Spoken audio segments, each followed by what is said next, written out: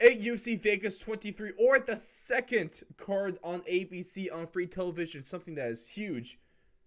We almost got robbed of what was supposed to be a good card because these refs, I swear, these first few fights, like especially on the prelims, these refs, or sorry, not the refs, the judges were on some crack. I'll tell you what, they're on that John Jones stuff for these few because there are so many split decisions that should not have even been close to a split decision, but I digress. It was a good card, all around solid. I got nothing too much to say about that. A lot of really good stuff to talk about going into it, especially the future of Marvin Vettori and Kevin Holland. Also, Mackenzie Dern, she is on one hell of a hot streak now. We'll get into that a little more. Mike Perry, is he done with the UFC? And is Connor an all-time jerkbag for stiffing Dustin Poirier's charity $500,000? Or, of course, this is just a way to hype up the trilogy. ONE FC on TNT 1. Very disappointing. And what the hell was that? And, of course, Blake's Bankers for UFC Vegas 24. Whitaker versus Gastelum this weekend. But, of course, I'm your host, Rosson, joined alongside by UFC correspondent Blake Campbell. Blake, how are we doing today? Doing good, man. And good to be here. Oh, it's always good to be here because it's not only is this Fourth and Long Radio, this is the airwaves of Fourth and Long Radio LLC. Oh, that feels so good to say. Ooh. Ooh, doesn't that sound good, Blake? Doesn't that just roll off the tongue? Sounds pretty decent. One step closer to getting paid finally, so, can't complain. Hey, paid or tax write-offs? Or is that the same thing, kind of? I'll save you some money. Both. I got you. But ladies and gentlemen, thank you so much for joining us in another edition of UFC Talk, and we got some great stuff to get into. But of course, before we get into things fully with the UFC Vegas 23 coverage, just want to thank our sponsors. A shout out to SCG Subs for all of anything pre-workout. If you need that caffeine boost without the jitters, that's going to last for hours. With no chocolate, it actually tastes great, which was super nice. Blake, you could attest. You won your soccer game because of this stuff. I don't know if it was because of it, but it definitely added. So hey, it's been 2 weeks in a row now where I took the Berry Haze first week, scored 3 goals. What was Purple it? Haze, Purple Haze, and Swamp Juice. You get Swamp Juice. That's yeah. Right. So you get. I love the Swamp Juice. Only got me 1 goal though, so I might be going with the Berry Haze. But I did love the green apple flavor of that Swamp Juice. Like green apple. Hits. It wasn't bad. It just hits, but I just love no jitters, which is awesome. And the best of all, there is no crash. And right now, they're still doing a buy one get one free deal over on scgsubs.com.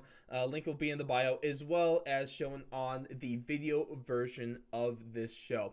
Also, thank you to Thrive Fantasy for all your fantasy sports betting needs. Let's do some prop betting, and let's get into Thrive Fantasy because that stuff is actually really good fun. Getting my MLB betting done right now just because that is in full swing right now. Oh, thank you very much for that pun. So what you can do, you can go to thrivefantasy.com, download the Thrive Fantasy app. I see the smile on your face, Blake. I know you like that. Good job. I know you like that. The Apple, thank you. The Apple Store, the Google Play Store. Then if you use promo code Fourth and Long, that's number 4 THANDLONG. You on a deposit of $20 up to $50, they will match you dollar for dollar. So get out there, go get betting, and go get paid today. But speaking of getting paid, let's talk about these fighters that definitely got paid. Not enough, though. But first things, Blake, we had the introduction of the Venom fight gear. I know a lot of us were disappointed with when it first came out because we were expecting something more. But I gotta say, after seeing it on the fighters, I really like the new shorts, especially. I really like it. Yeah, I think they're okay. I didn't really notice too much of a difference besides maybe a few more lines here and there on certain shorts, I guess. But the thing that mainly disappointed, we don't have to go super into, is just the lack of pay that the fighters are getting.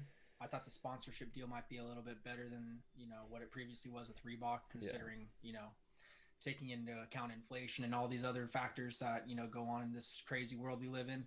But purely just design and look of all the uniforms that we saw this last weekend, I thought it was like you said, pretty solid. Definitely wasn't disappointing in my opinion.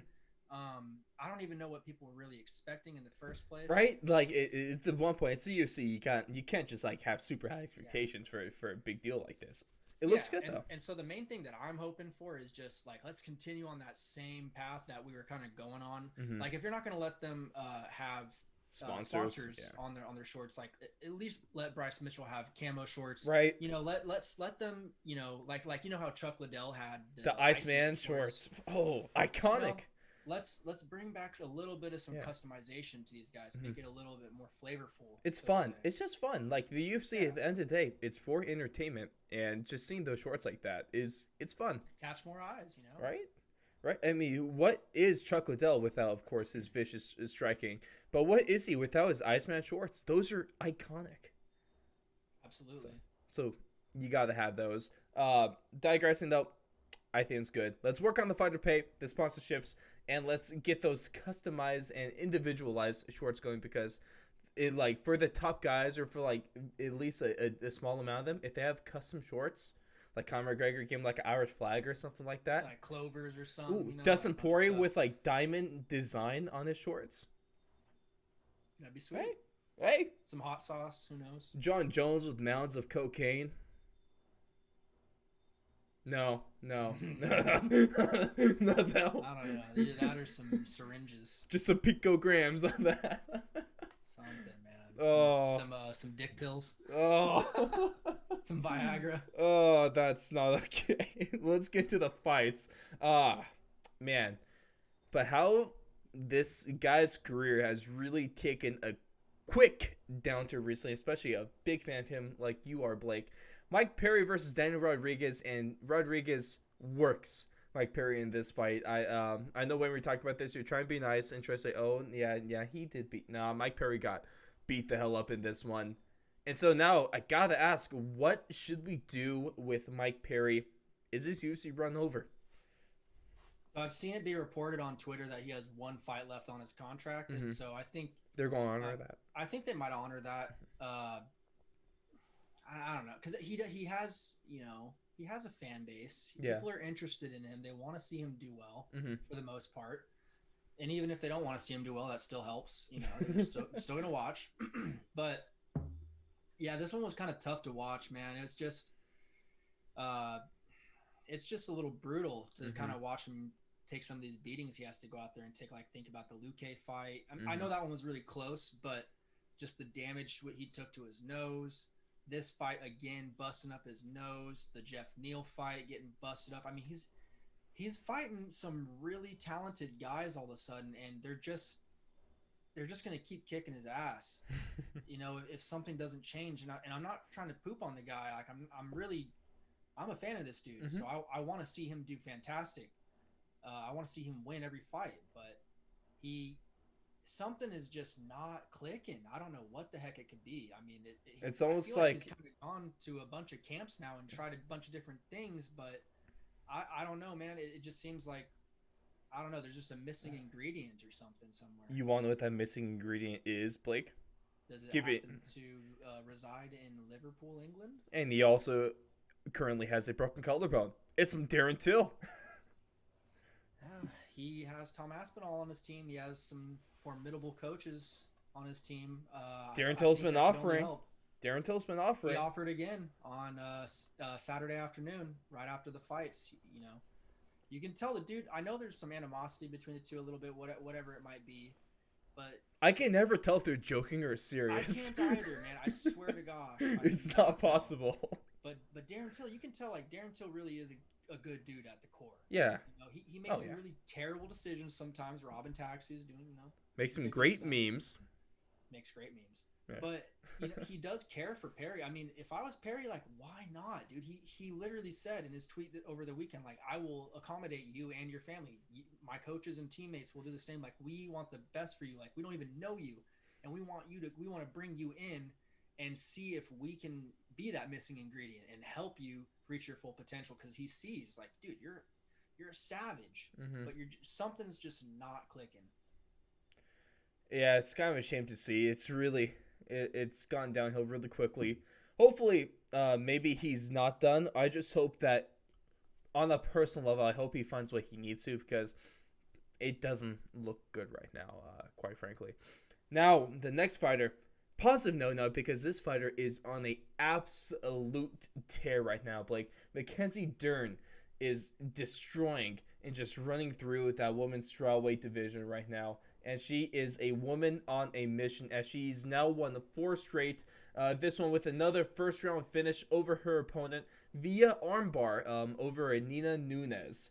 And let me just give you the rundown real quick for what we've seen from Mackenzie Dern ever since UFC Vegas 1. These first two, so UFC Vegas 1, she takes down her opponent knee bar round 1. Hannah Cyphers, though, right? Yes, that was Hannah Cyphers. All right, Hannah Cyphers I think was. I think these names matter. Yes, Hannah Cyphers. Next one, Randa Marcos. That was a round 1 armbar at UFC Vegas 11. Point I want to make: Tyron Woodley both got destroyed by Gilbert Burns at UFC Vegas 1. Then he got destroyed by Colby Covington at UFC Vegas 11. So it's best if Tyron Woodley ever has another fight in the UFC, which he will, more than likely. Don't fight with Mackenzie Dern on the card. That's almost a guaranteed L for you, is what I think we see here. The next one was a decision win against Verna Jandiroba, and that was a beatdown for 3 rounds against her. And Which, then, in my opinion, was her first legitimate opponent. Yes, Verna was. She's a top tier fighter in that division. Now the most recent one. First round armbar against Nina Nunes, who was the number 5 ranked fighter in that strawweight division. For sure, Nina Nunes. Did they confirm that? They confirmed that. Yeah, I've seen it's. I never got it. I think I might have missed it. They confirmed it on Saturday. They confirmed it on Saturday. Yeah, no, it was real cool. So ever since Mackenzie Dern lost to a very formidable Amanda Ribas,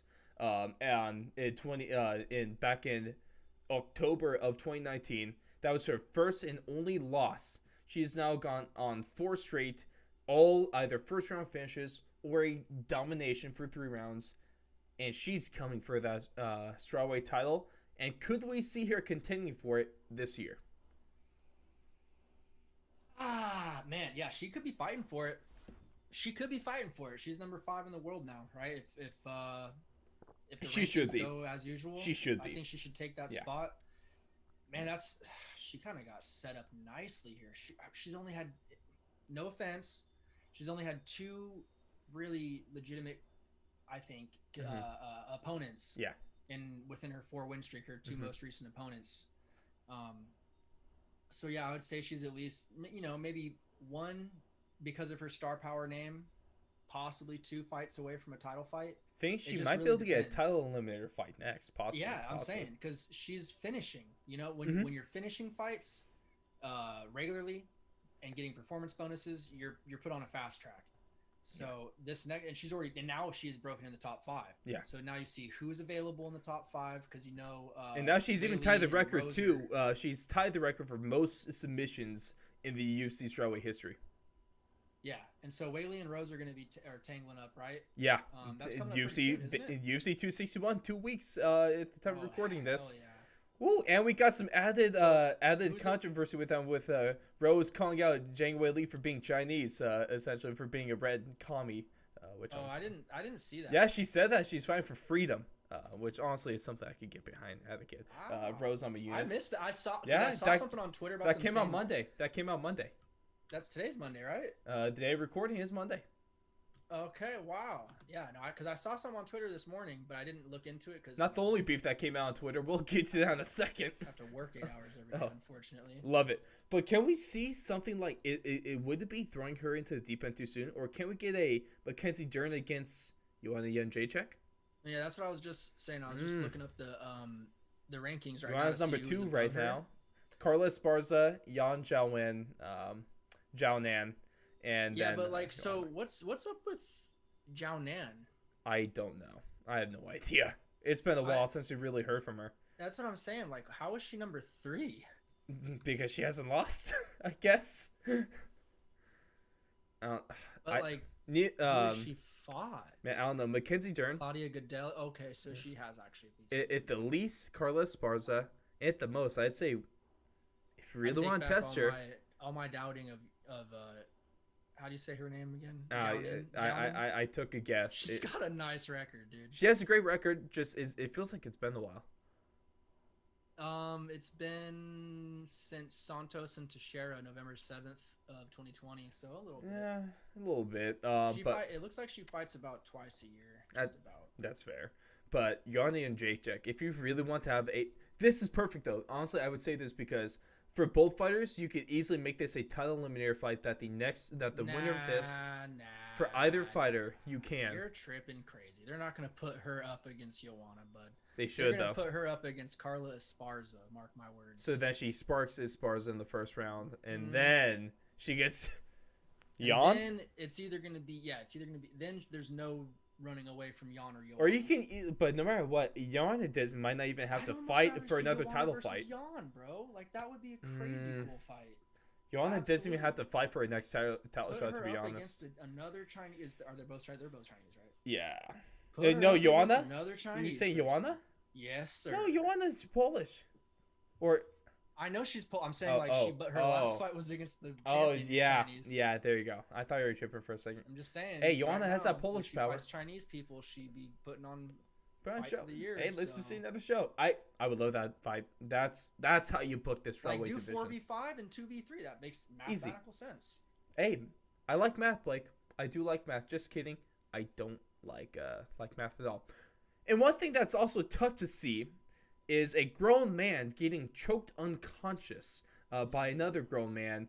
And that is what happened, unfortunately, to Sam Alvey in his case, in his fight against another middleweight, Julian Marquez. Marquez now putting together a couple nice fights in a row.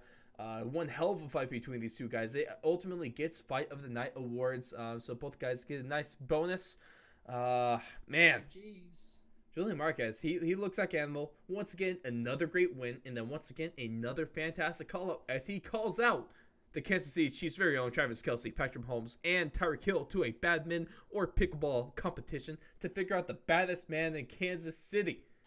I love that. This guy's just perfect fun. And also, he really just puts on a show in the octagon. Yeah, no, he's definitely a character.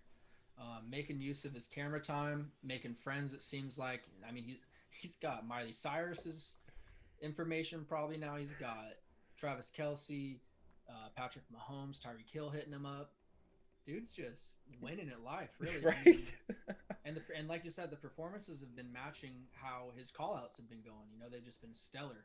So I'd like to see him get a step up in competition now, obviously. And really see what this guy has to bring to the table against top competition, because I'm very intrigued. He looks like the real deal. You think it's time for a ranked opponent in the middleweight division? I think it's time, man. Can we get a Brad Tavares or a Sean Strickland? Give him someone, fringe top 15, I'd say. So that's some right there. Oh man, I like Sean Strickland right there at number 15 spot. I can get behind that. I think about shoot, even feed to Chris Weidman. Oh. He has a matchup coming up, right? Against Chris Weidman. Unless he pulls out again, is what it seems like. Oh, come on. What? What? Don't do him like that. What do you mean don't do him like that? He's going against Uriah Hall. Yeah, that's a good fight. Is that who he pulled out of? Is it? And then he just rescheduled, or I can't remember.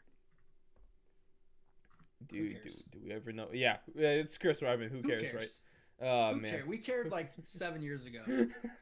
I'm sorry, Chris. And then he got murdered multiple times. And then Rockhold ground and pounded you. And then Rockhold got murdered by Left Hand Larry. And then the circle of life continues. Left Hand Larry. Conceive, believe, achieve. And what about this co-main, though? One of this really weird fight where Sadiq Youssef clearly and on the books outstrikes Arnold Allen. This one 79-26, 47-21 in significant strikes. But even with the tremendous amount of outstriking, Arnold Allen won, and I felt like just eye test and looking and feeling about the fight.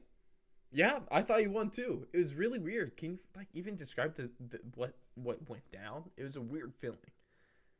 So Sadiq had about 26 more significant strikes, so to say. Yeah. I'll put air quotes on there. Yeah. Throughout the whole match. So let's say he had about 8 or 9 more significant strikes per round on average. Mm-hmm. It didn't really feel like that though I mean, you could definitely tell Sadiq had the higher volume, more output, but Arnold Allen, I mean, he dropped him twice. That's all I gotta say, really. Mm-hmm. He dropped him twice in 2 different rounds. Technically, just one is what they gave him, but come on, yeah, come on. If it's street fight, like, he got knocked down. Take that into account too, yeah. you know. Yeah. Like he was clearly the more dangerous fighter on the feet, and 2 takedowns too. Yeah, and it was predominantly exactly. And when he wanted to take it to the ground, he took it to the ground very efficiently. Like I think it was 2 of 3 or 2 of 2. So yeah, it was 2 of 5. Oh, okay. I'm sorry, but I can't count. It's okay, but the couple of those were like takedown attempts. Yeah, you know what I mean. Yeah. Say use of 0 for 1 on that one. So I just think, yeah, Allen put together the more effective and efficient game plan and just executed a little bit better. I mean, he had the almost kill shots, whereas Sadiq never really had him in trouble. You know, he did a good job, good cardio. He's an athlete, but he'll be back. Again, you got to hurt the guy. You know, Arnold Allen did a better job of hurting Sadiq, in my opinion. But again, very competitive fight. Both guys are top class. And both those guys are going to be. I mean, Arnold Allen, he's just going to go on up this flyweight, this featherweight division. Yeah, he is. He's English. So he doesn't fight out of any of those English camps though, like Till or. Not sure. But what would be nice is he's coming off of a pretty bad loss, but this could be a guy that pairs well for both guys. Maybe we do Arnold Allen versus Calvin Kattar. Because what else are you going to do? Jeremy Stevens, he has a fight at UFC Vegas 24. Dan Ige, he's getting Chan Sung Jung. I just don't like Kattar fighting anytime soon. No. that's mainly what that face is about. That's fair. I mean, yeah, you can match them up, but like give Calvin Kattar a year off. Yeah, I was gonna say like let's make that fight in November or December. And I don't think Allen will want to wait that long, especially if riding off. Well, I think Josh Emmett's going to be back before then anyway, so you can. Well, would it be mean to feed him to Josh Emmett? We'll see. Oh man! Every time we talk about this featherweight division, I cannot wait for. Hey, he's pulling some good weight in the gym right now, so. Man, I'm excited. I'm excited for Josh Emmett again because he's one of the most electrifying fighters in the entire promotion. Yeah, I mean. You're right though. There really is nothing else you could, because I mean Zabit and Yair, but when the hell are they gonna fight? Right. Are they even in the UFC anymore? Like I don't get it. Are they? You sure they didn't just retire without like saying so? Shane Burgos, who's he fighting? Shane Burgos is fighting UFC 261. Like, who's he fighting against? Shane Burgos is going to be taking on the. So he is going to be. He's in the prelims, and he is going to be taking on.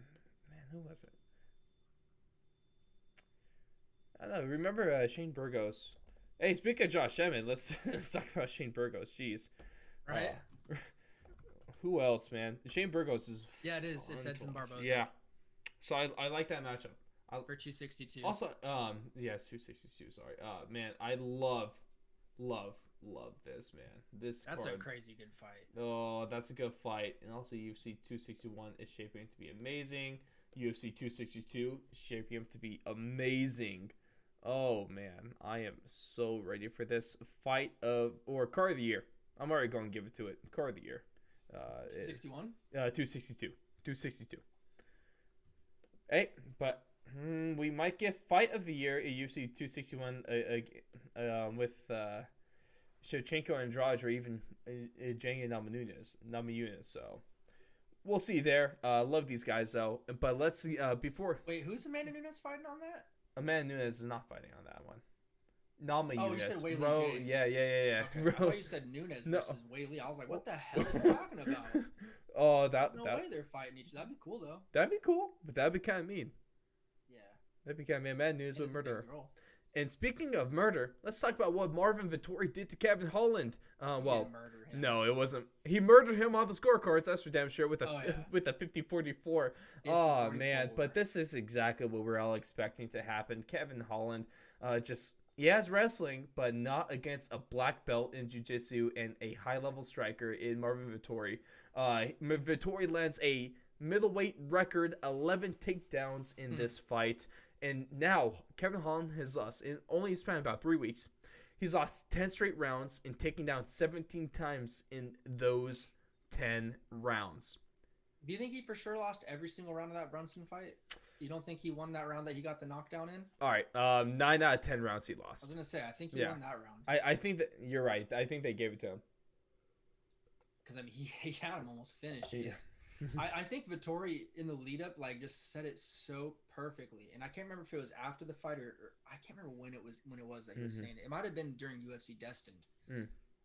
But he was just like, yeah, Kevin Holland has this tendency to like kind of leap in a little bit, you know, and just like smother himself and kind of take away his own space where he's supposed to be this, you know, more effective fighter at it. And yeah, you got to stay away from those if you know you have a weakness and you just keep that's how I know it was after the fight, because that's what Marvin was saying. He's like, if you're going to give it to me, if you're going to keep jumping into me and you're already in my clinch, you know, I have these skills, you know, I have a black, you know, I have in my corner, I have a Hall of Fame Brazilian Jiu-Jitsu, you know, teacher. Yeah. So I better be able to, you know, use those skills to my advantage. And that's exactly what he did. He took him down, ragdolled his ass, even worse than Brunson did, which is awesome. I mean, Vettori proved, I think, that he is for sure in the top, you know, possibly 3 to 5 guys in this division now. It's going to be a tough competition for who gets that next Izzy fight between Whitaker and him. It might end up being Whitaker versus Vettori for an eliminator. It might be. Well, let's talk real quick before we get into that. Let's talk next for Kevin Holland. But I just want to point out one thing, Blake. Going back into something we covered earlier in the show with Mike Perry and Daniel Rodriguez talking about Darren Till. Mike Perry did end up putting out a tweet saying, "Y'all thought Darren Till was being genuine? So I guess there's some legitimate beef between those two, even though I cannot tell. I hope that story just continues to progress, because Twitter is a fun place for UFC. MMA Twitter, Blake, is something that's absolutely insane. But what can we do for Kevin Holland next? What I propose, first off, the question, because remember this pairing was supposed to be a thing, or at least was thought it was going to be a thing, was Khamzat Chimaev and Kevin Holland. Kevin Holland called him out. I think we could absolutely say that Kevin Holland would get smashed by Khamzat Chimaev. But also, why not just pull Khamzat Chimaev and can we ship Kevin Holland just to Dagestan for like 2 months, 3 months, and just have him there wrestle some bears? Did you see Kevin's tweet today? No, what did he say? He put like a face swap of him and like must have been like Habib or someone. We did like a beard like that. You know, that beard, and he's like, and he said just BRB. Hey, he jokes about that. That'd be the smart thing to do, for being honest. He needs to, man. He needs to go somewhere where he's gonna get just freaking reps. Well, the thing is, repetition. If he can get his wrestling down, he is easily a title contender in that division. Or Dagestan. He needs to go to one or the other. AKA Dagestan. That's your two choices. Right. And I'd say Dagestan's probably the better option because, you know, DC's a busy ass man. Right. He's got podcasts, he's got commentary, he's got, you know, shows that he has to produce. Fingers crossed he gets into WWE. Too much stuff going on, you know? So I would think Dagestan might if he can get his way to Dagestan with Habib and all those crazies over there, that would be huge for him. He was yelling. What if Habib coached him? That would be sick. If Habib coaches Kevin Holland, that would be crazy. We're talking about the matchup between Mike Perry and Darren Till. No, let me get Kevin Holland, Habib Nurmagomedov matchup. Oh, that would be fun. That's iconic. That's legendary. Because for a guy that can't speak English, he does a great job, but like Habib has this almost sort of charisma to him that's really hard to explain. He's a funny guy. He's a funny guy. He's him and Daniel Cormier are some of the funniest duos, I swear.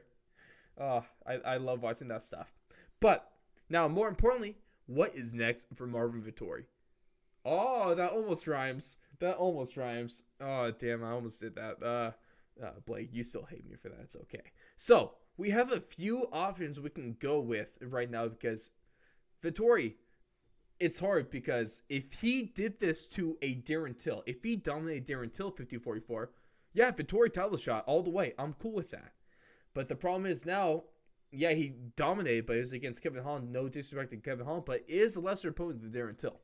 So I don't think he gets a title shot, even though I would be okay with that. Like if they end up going, the rematch, to rematch against the really controversial split decision that honestly could have gone to Marvin Vettori way back when. There's a couple fights into Israel Adesanya's UFC tenure. We can do a title shot. We're not complaining. A couple guys I would like to throw in there, though, is Paulo Costa or Jared Cannonier. Yeah, I mean, I'd like to see him fight either one of those guys if they're available. Cannonier, obviously, he's been injured for a while. October when he fought Whitaker, that was a broken ulna. So with an injury like that, we could expect to see him back soon. I think they're waiting to get a fight. I think that's one thing they're kind of for. lining up Costa and Cannonier is why we're not hearing anything. But we'll see. And I mean, Brunson's been calling out Costa left and right. So I mean, if he can't get one of the two of Costa or Cannonier, I'd say just go after Brunson next, wipe his ass off, get him out of the conversation. Just stay active because Brunson's number 4. He's got to get Izzy's attention somehow.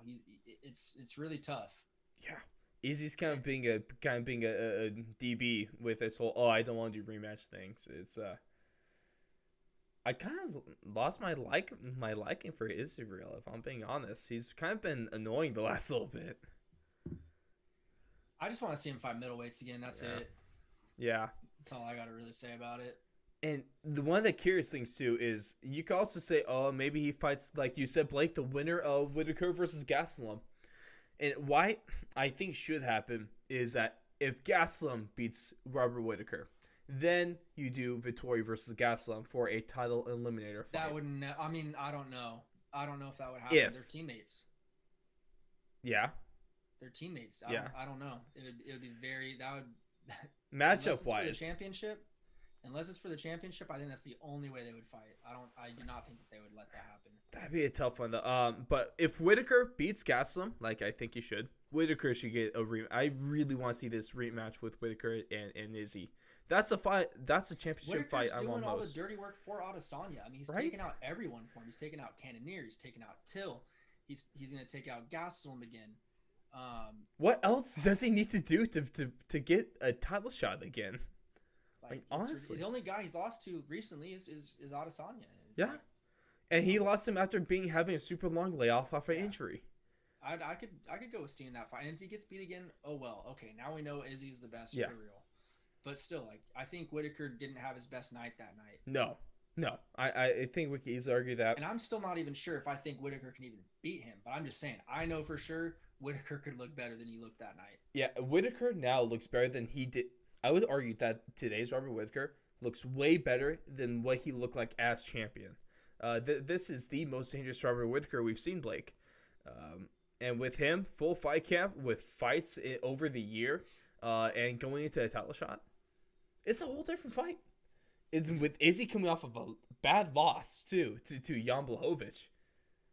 Or sorry, if to quote Chael's son, Jan was a Blachowicz. Blachowicz is what he calls it. Blachowicz.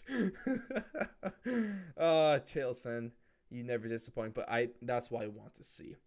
But if we want to speak about Chael's son, then let's talk about this Conor and Dustin beef, because they were arguing hard on Twitter. Then, of course, we had Chael P. Son, the P stands for excellence, come down and kind of quarrel these guys just by saying stop, essentially. Yeah, Daddy Chael coming in and disciplining his kids. But earlier on Monday morning, MMA Twitter was running amok with Conor McGregor being called out by Dustin Poirier for reportedly going media silent from his team about a promise of a $500,000 donation to Dustin Poirier's charity. So now Conor responded saying, was a hillbilly? Inbred hillbilly. Inbred hillbilly. That's the one. Saying don't slander my name or disrespect my name and stuff like that. He threatened to call it. Well, in the tweet, he did call off the trilogy fight taking place this July. He then kind of went back on that. The fight's not off. The fight is still on. Dustin Poirier had a very good response to the tweet that ended up getting more likes somehow, with him knocking out Conor McGregor. Just a video of that. So I think that's a real good way to go with that. But Conor McGregor replied with him knocking out Dustin, though. So I mean, yeah, but that was tack. I the most recency bias. You're going to like that first video way more. I don't know, man. I think both people are kind of. I think that's why I think it's kind of a work because. See, that's what I was about to ask. You're both is making this a deal out of nothing? Like, is this a real thing, or is this that's what just I'm saying, bro? Is you hype? You don't get at someone for not giving you a donation. Well, that's I think just no. $500,000 might be a good justification for that. You don't- That's a you lot of do- money. Then you have like no. I don't know. You're not a man, in my opinion. If you like, if someone says that they're gonna give money to you, it is on their terms, whenever they're gonna do it, because they're giving their money to you, and it is within every right of Conor to say, "Hey, I want to know what you're doing with the money." You can say you're building the gym in Louisiana or whatever the heck you're saying. But until I see like the blueprints, you know, the supply list, like all this stuff, like I just want to know.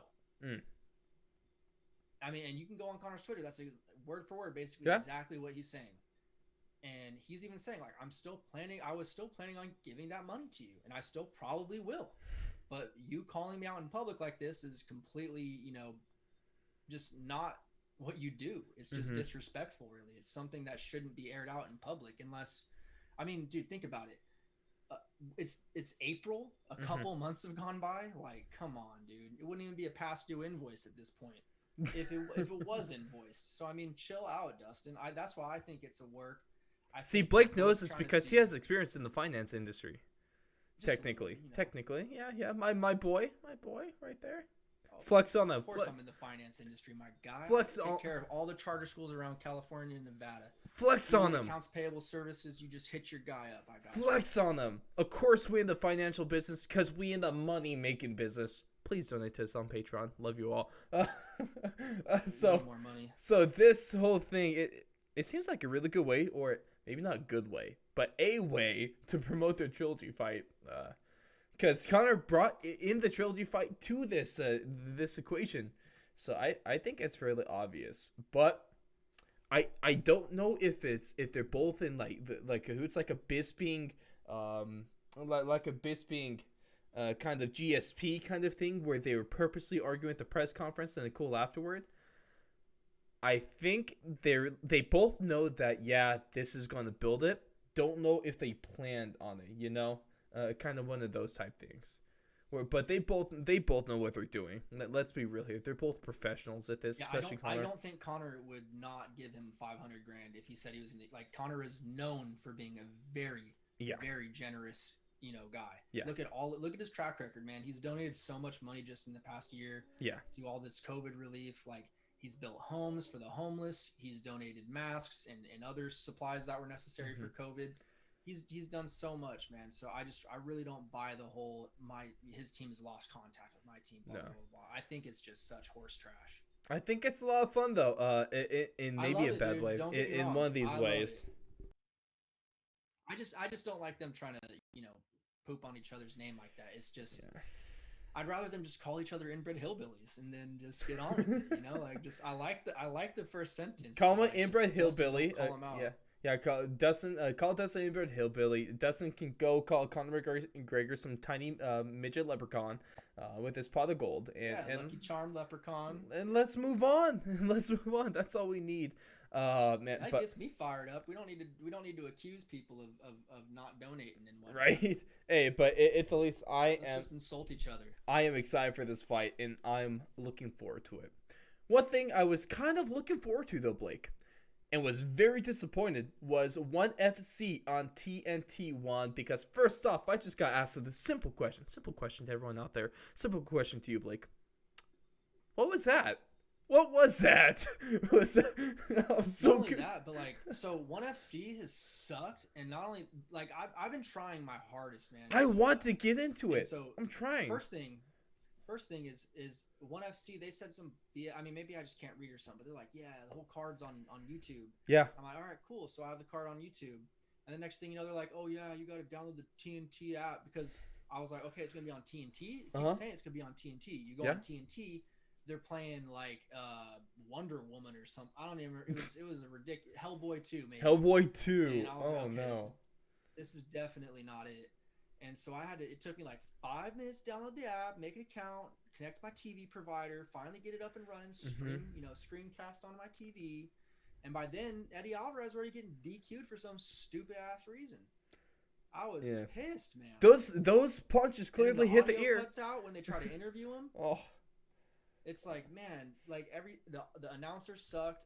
His voice was annoying. The commentators were weird. The Australian guy talked way too much and just thought he kept saying the same thing over and over and over and over. Good night, Irene. Blah blah blah blah blah. Like, okay, bro, we get it. That's your favorite saying. Get a new one. You're annoying. Oh my god, man! It's a S show over there. SH fill in the two blanks. Well, even worse because man, the reason you're on TNT is because you're an Asian promotion. You're trying to get American viewers on this one. That's exactly why you do this. And so you have two American legends, two MMA icons, and Eddie Alvarez. He goes out with an awful disqualification in his first fight in a couple of years. And then Demetrius Johnson suffers his first KO loss of his career after taking a grounded knee strike that is legal in ONE FC and is something that Piotr Jan, this is a promotion that he would absolutely murder in because this is right in his wheelbox with that.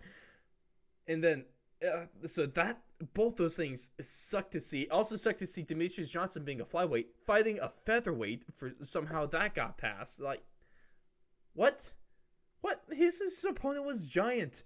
And then one of the other things is now a question I got post you, Blake, is who, the UFC or ONE FC, who really won that trade between Ben Askren and Demetrius Johnson? Because right now, ONE FC is getting this former all-time great that's getting knocked out on American TV, and then you got Ben Askren who's in a boxing fight and about to make a crap ton of money. And in a way, Ben Askren created Jorge Masvidal. So who really won this trade? Dana White, 4D chess once again. You can't stop this man. I don't know if Ben Askren created Masvidal, but he definitely got him to that next level. Yeah, definitely. That was superstar making. He got him to like the just below the tier of McGregor, I would say. But Masvidal is doing a very good job himself of digging himself a really good hole. And now he's putting himself with the whole Jake Paul stuff. That was cringy as hell, man. He's just being really suspect, dude. Like he just doesn't seem like a good guy, like at all. He just seems like the Leon thing. Mm-hmm. Man, you should have been fought Leon, dude. Right? You're kind of scary for that, in my opinion, man. You cheap shot him with 3 freaking strikes. I don't want to hear about it. Your hands were behind your back. Blah blah blah blah blah. Dude, that was a cheap shot. No one expects when you're doing interviews and stuff for you to start throwing hands. Yeah. I don't care what you guys do for a living. Man, you should have been fought him. If you told me like before the first fight between Kamaru Usman and Jorge Masvidal, if you told me, yeah, they're going to rematch next year, and you're going to be rooting for Kamaru Usman, I would not believe you. But that's where I am. If you told me that after that fight, Jorge's first fight was going to be an immediate rematch with Kamaru Usman, I would have called you absolutely insane. Right? What? I would have called you absolutely insane. If you told me Jorge Masvidal was going to be a big time believer in Jake Paul, I don't like this. I don't like what Jorge Masvidal is becoming, dude. I love him. I used to really love him. I loved him in the YouTube, Kimbo Slice street boxing days. I still like Jorge Masvidal. I still like him, but he's on a path of becoming unlikable, I've lost a lot of respect for him. It's sad. Last year. It's not even a year. It's been like 6 months. Yeah, I'm disappointed because even after the Ben fight, didn't care. Like, talk your crap, dude. Ben deserved that, right? Yeah. Because Ben was trying to build that fight, and that's what comes with the territory. You know what I mean? Like, if you talk the crap and you lose, you just gotta accept it. Yeah. Yeah. So I totally get that. And Jorge has every right to say whatever he wants to say about Ben. But I hate what he's doing. I hate how much support he's giving It's so Jake. annoying. It's just such clout chasing. He feels like such a weird. traitor to MMA too. Like he's trying to grab the Gen Zs. Right. And it's like, ugh, why do you want to hang out with them, dude? I do Your just core fan base. go back to being Jorge Masvidal. Go back to being that guy Yes. that whoops ass as a BMF. Okay, the BMF Yes. doesn't support Jake Paul. No, Straight up, the BMF doesn't. absolutely not. So Jorge Masvidal, save your career. Just become the BMF again. And if win this fight, because this is the last chance you're ever going to have at UFC Gold. Straight up. But we'll get into that more next week the week before going into UFC 261. And now, Blake, let's close things off with the always fantastic and the thing we look forward to the most. Blake's bangers for the weekend's UFC card. This one is going to be UFC Vegas 24. And before we get into yours, I want to give a shout out on the prelims to the greatest fighter in the UFC history, Gerald Mirashar, making his return to the octagon after being put to death by Hamza Chimaev. So Why are you giving him a shout out? Because I'm gonna get cut after this, dude. It's because I'm a dick. That's crazy, man. He is not a banger. No. Clear. The only thing banging is his head against the canvas. But I do like Alexander in the prelims, at least. This isn't one of yours, but I do love Juan Espino and Alexander Romanov. I think that's gonna be a great heavyweight fight. But let's get into your Blake's bangers. Start us off. Yes. So I mean, it's pretty easy for this card. We're gonna stick with the main card for all of our bouts. It's gonna be Ricardo Ramos fighting out of Team Alpha Male. Bill Algeo, not sure where he fights out of. I'm sorry, I let you down. Luis Pena making he's had a 2-year layoff, so he's making his return, kind of doing his little Sean O'Malley, coming back after being I don't know what that I think. What are the weed. So what are the conspiracies? Tall, white looking guy. At least Luis Pena looks white. He's got like a little Jufro going on. Yeah, they both got the fro. They're both strikers. They both smoke weed. Alex Munoz is another Team Alpha Male guy, so he's a wrestler. It's gonna be This is a risky one for you to take for a Blake's banger. I know, that's what I'm saying. That's what I was telling you in the pre-show. Like I was like, dude, Munoz might screw me over and just he might find an easy path to victory for using his wrestling. He might use wrestling, but at the same time, that's striking at Team Alpha Male with where did underrated head coach or underrated head boxing coach Joey Rodriguez. You know where Luis used to train? Was that Team Alpha Male? AKA. Oh, so he got the wrestling too. Speaking of AKA on the show, training partners with Habib, Daniel Cormier, all those guys over there. So I mean, he's definitely learned some. He tricks. could be up to the game. He could be up to task. And then so finally the last banger of the night, Jeremy Stevens versus Drakkar Klose. And this is just because if you've ever watched a Jeremy Stevens fight, like that dude, he comes in there to murder folks. So he's just going to be going in there just slanging leather. Drakkar Klose too is a guy that likes to swing. He likes to make some heavy contact with those 4-ounce gloves. He's also a guy that that's been brought up multiple times with our interviews with some of these other fighters, some of these other guys, and so he's a name that's been around. So I like him. I like this co-main spot because that's a fantastic fight. And Blake, one thing I would like to throw out there too is a really interesting fight between UFC heavyweight legend and icon Andrei Arlovski taking on Chase Sherman, who is making his second fight in his return to the UFC after being cut, after going to Bare Knuckle FC, smacking some dudes with just his knuckles, in the name. Jeez, where am I going with that one? But he's banging people in that promotion. Andrei Arlovski recently, he's been in this interesting position and role, but I like him in where he's almost like a gatekeeper. He's like he's a litmus test, He's like, is this guy good or is he real or not? If he can beat him, he's real. If not, hey, he still has some work to do. So this is going to be a great matchup for Chase. Yeah, it should be a really good one.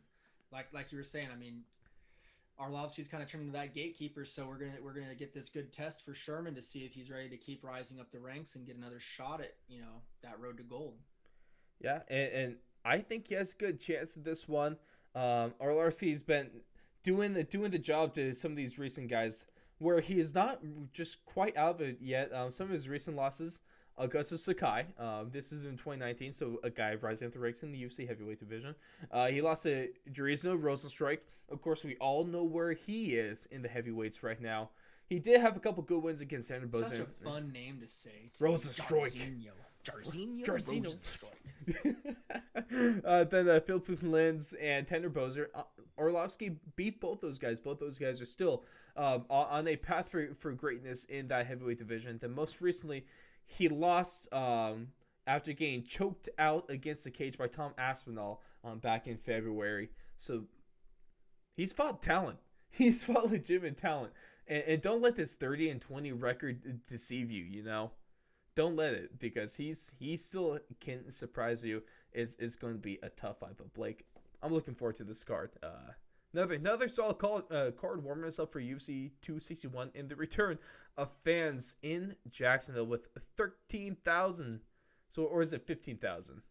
I don't know off the top of my head. I think it was 15, and then Houston's like 17,000. I think is what the numbers were. So I'm super excited for this. You're gonna hear that roar.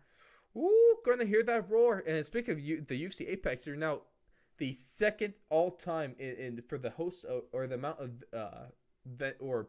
fights and fight cards they've hosted. I think second to like MSG or something like that. So I would think T-Mobile or something or AT&T. T-Mobile is third on the list, I believe. Yeah.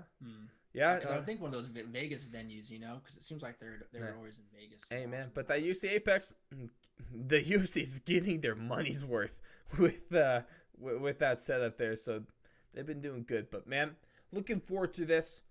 But ladies and gentlemen, that is pretty much going to do it for this week's UFC Talk. And one of the things I want to leave you with is a quote from a couple months ago. Remember fighter Drew Dober, right? With his just bad matchup. I would say don't want to be rude, but a bad matchup with Islam Makhachev. And I just thought this was funny and want to know if you guys have heard this. But he gave the quote a few days ago, say it was so funny. So I get back to Denver, in the first little training session I went to, I saw Justin Gaethje, and he approached me and goes, "Right?" So these Dagestani boys, man, they both know they're no joke. The pressure that they just put on you during a fight is insane, and that is why Kevin Holland should go get one of those beards, because he will be a middleweight champion as soon as he grows one of those, right? Or what's the hats? It might subtract one of those takedowns. At least, right? Jeez. What's the hat that could be wears? Maybe he can get one of those and just don't ask me. Oh, it's a word that I likely cannot pronounce. But so be it. Just once again, it's a papakas. Papakas. Papakhas. Papakas. Papakas. There we go. Learning a little bit more vocabulary. This is an educational show, Blake. Once again, proving that we are teachers and not just talking heads. Entertainers. I can go with entertainers. Analysts, experts, professionals, taking some liberty with these words. Just quit while you're ahead, Ross. Come on. No. Don't. Just any good compliment you can give us, because hey, I deserve it. Maybe subscribe, resubscribe. Hey, I want you to comment. I want you to unsubscribe just so you can resubscribe again, because get that Will Compton and Taylor Lewan going in here. Oh man, this is great. But ladies and gentlemen, make sure to check out Thrive Fantasy. Super great and super easy way to make.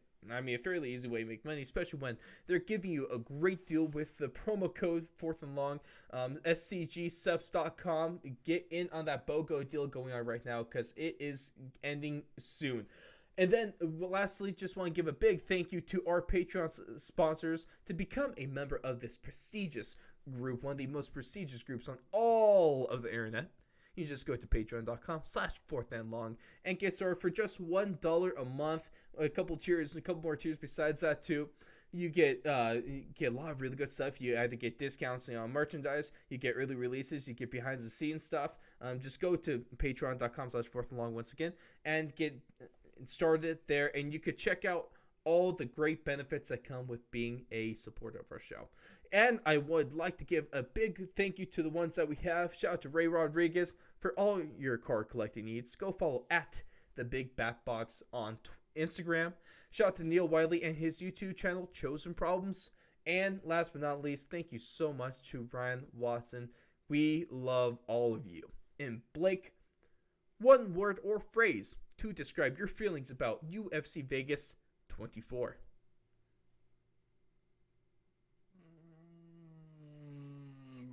Decent.